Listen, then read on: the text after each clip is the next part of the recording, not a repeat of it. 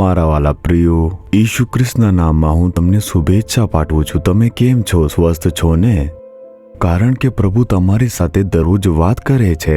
તમારે ખુશ રહેવું જોઈએ, કારણ કે તે પ્રભુ છે જે તમને પ્રેમ કરે છે, કાળજી રાખે છે. તે તમને નિરાશ થવા દેશે નહીં. કેટલાક સમયે તમે દુઃખનો સામનો કરો છો, શું કરો છો જાણતા નથી. શું તેવા સમયે પ્રભુ તમને માર્ગ શીખવતા નથી? જો આપણે પ્રભુ કહે છે તે સાંભળીએ અને તે કરીએ તો ઘણા ફેરફારો આવશે.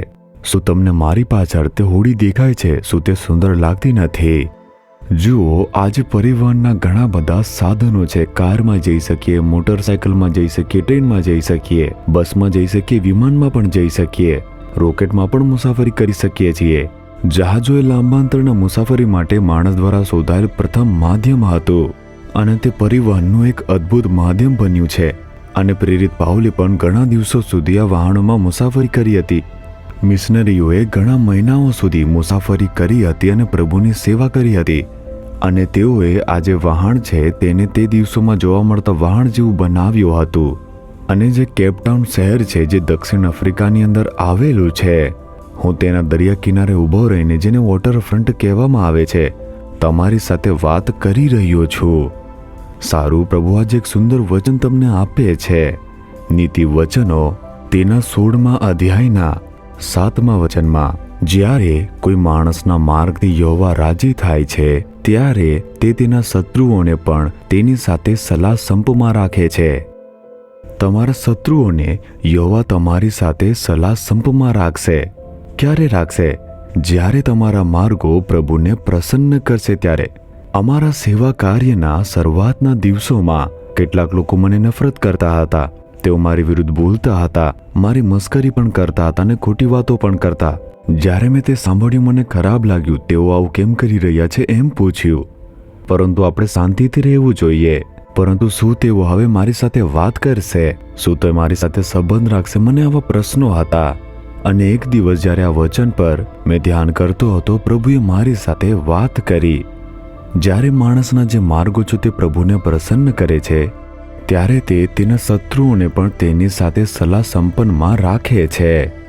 તમારે તેમની સાથે સલાહ સંપન્ન કરવાની જરૂર નથી. પ્રભુ તેઓને તમારી સાથે સલાહ સંપમાં રાખશે.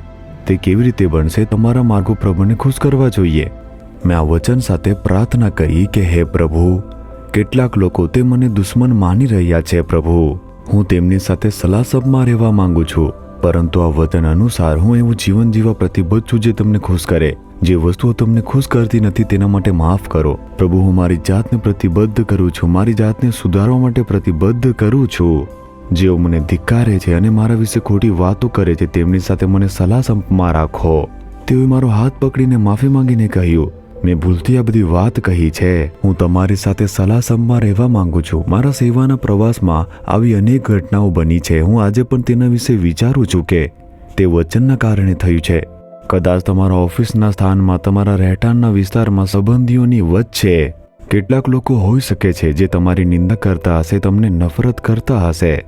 આ વચન રાખીને પ્રાર્થના કરો, હે પ્રભુ, તમે કહ્યું છે કે તમે મારા શત્રુઓ સાથે મને સલાહ સંપમાં રાખશો. પ્રભુ, જો હું તમને પ્રસન્ન કરું, જો મારા માર્ગો તમને પ્રસન્ન કરે અને મારામાં જે તમને ખુશ નથી કરતું તેને બદલી નાખો.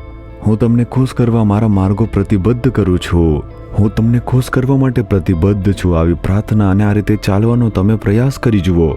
ત્યારે જ તમે આ વચનની જે સામર્થ્ય છે તે સમજી શકશો. શું ખરેખર તે ઈચ્છો છો તો પ્રતિબદ્ધ કરો, હે પ્રભુ, હું તમને પ્રસન્ન કરવા માટે મારા માર્ગો પ્રતિબદ્ધ કરું છું. તમને ગમતું નથી તે બધું જ દૂર કરો. મારા જીવનના જેટલા પણ માર્ગો છે તે બધા તમને ખુશ કરવા જોઈએ. જેઓ મને ધિક્કારે છે તેમની સાથે સલાહ સંપમાં મને રાખો. તેવી રીતે રહેવા મને મદદ કરો. પ્રભુ, ઈશુના નામમાં પ્રાર્થના કરું છું. Amen, amen.